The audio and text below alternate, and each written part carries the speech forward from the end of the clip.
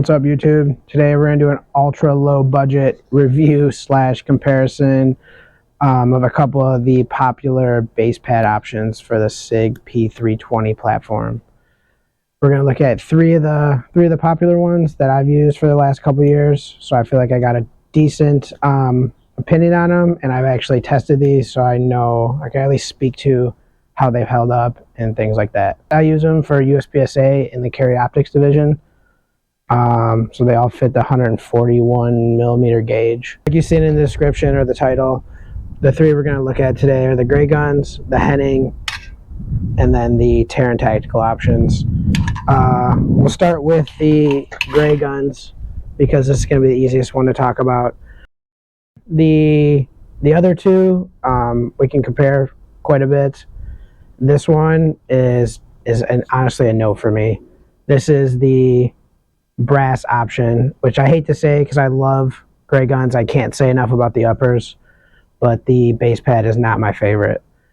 The brass option is cool for quick mag changes, at least in the first one. The one thing I don't like about it, which sucks, if you're using this as your starting mag all the time, it means you're dropping it constantly in the dirt, sand, or whatever debris you're shooting in. And at least for me personally, if you get any sort of sand granule down in this tube, it no longer functions. So you have to constantly pull these apart and clean them mid-match. Like I said, again, depending on what surface you're shooting on. So these don't have a quick release. You actually have to carry a tool around. So for me, it's not like a huge ordeal, but the benefits you get of the brass doesn't outweigh the con of not having a quick release. We'll talk about the Taran tactical ones real fast. These gray ones are newer. I've actually probably only been using these for 6 months or so.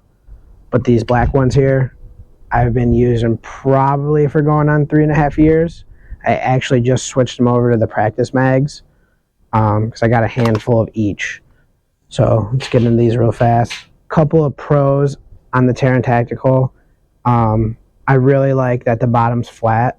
It's good for table starts, so you can scoop it, throw it on the magnet, and you don't get no rock on the table. So the flat bottom is super cool. I think all base pads, at least for like the USPSA side of things, should have the quick release option so you can clean these in the field, during a match. Another cool thing about these guys is they actually come with an extra power spring. The Henning ones definitely do not, and I'm pretty sure the gray guns don't. So with that extra power spring on a 17 round tube, you're getting 22 plus 1 reloadable mags every time. And like I said, not this color, but the other ones, the black ones, I've been using for 3.5 years and had no issues with the springs yet. So that's super cool. My favorite pro to the Taran base pads is the fact that they're always on sale. If you guys wait, you can find these bare minimum 10% off. I've seen them all the way up to 35%. If you wait for like the 4th of July, Black Friday, stuff like that. So that's my favorite part of these. They're always super cheap. A con for these guys, the only one I've had in going on almost 4 years now, as much as I love, and I think you need the quick release so you can strip these mags, they actually use the push pin, but the push pin is held in with this tension set screw. And on the black ones, it's only on one of them, and I think I have 6 or 7 of them, the black ones, that I've been using for a while. 1 or 2 of them now, actually, no matter how tight you get this set screw on these, the pin will slide out, which honestly is not ideal. All right, guys, the last one we're going to take a look at is the Henning ones.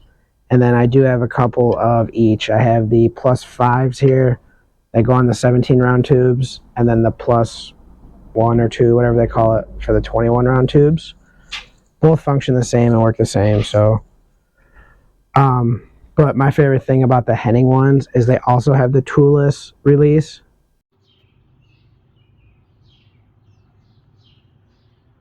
Theirs are spring loaded. I've only been using these for probably about a year or so, so I'm not sure exactly how that spring loaded feature is going to hold up. But with that said, I haven't had any issues in the year, maybe year and a half now I've been using all these. And I think I have another 5 or 6 of these as well. So that's super cool. Durability wise of the actual base pad itself, same as Taran. Again, it's just a CNC'd aluminum or whatever they use, so can't go wrong there. The only flaws I do have, or gripes I do have with the Henning ones, is the hump on the back here.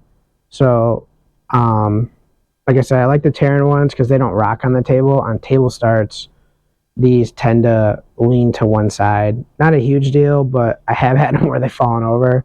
So it's a kind of pain to scoop that up and stick it to the magnet. I do have something else here that I want to tell you guys. As much as I love the spring loaded feature, it's kind of a pain to get apart sometimes. That's another con on these guys. They,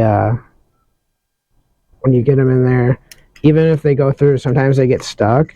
And if they get stuck, I found you just got to push, like get the spring past the quick release, and then they come apart. Sometimes it's a pain, sometimes it's not. Final thoughts here. Which one of these am I taking? Unfortunately, as much as I love Grey Guns, I'm going to have to pass on their base pads. But these other two, I would keep a mix of these around. For the simple fact of, again, if you're shooting USPSA, love the flat back here for table starts. So I would have a mix of these around because they're cheap. They come with the extra spring. You still get your 22+1 reloadable out of them. So I would keep a mix of these around. And then I would get some of these too, because in USPSA, I think carry optics is the poor man's open division, in my opinion. So guys are getting, you know, fancy springs and whatnot and followers to get a bunch of rounds stuffed into these. So if you're going to buy the base pad anyway, you might as well grab a couple of the extra springs and get the 23+1 out of them. I know MBX is offers or says you're getting 24+1 out of these guys, but I've never had any luck with that. But I run a mix of the Rune springs, got this one MBX to try out, and then I have this one has a grams. So I would keep a mix of these around, like I said, for the 23+1. That extra round sometimes is an advantage once you're getting relatively competitive. So yeah. Favorite combo or favorite setup is the Henning with the gram spring, in case anyone's wondering. The gram springs are super reliable, and I've been running these springs in these mags for forever now. Haven't replaced them. They still function great. I'm sure it's time to, but I'm going to run them until they stop, like everything else. So with that in mind, guys, again, that was a quick comparison / review on the couple or popular options of base pads I feel like that are out there and that I've personally used. So that's my thoughts. Any questions, concerns, comments, leave them down below. Let me know what you guys think. Later, guys.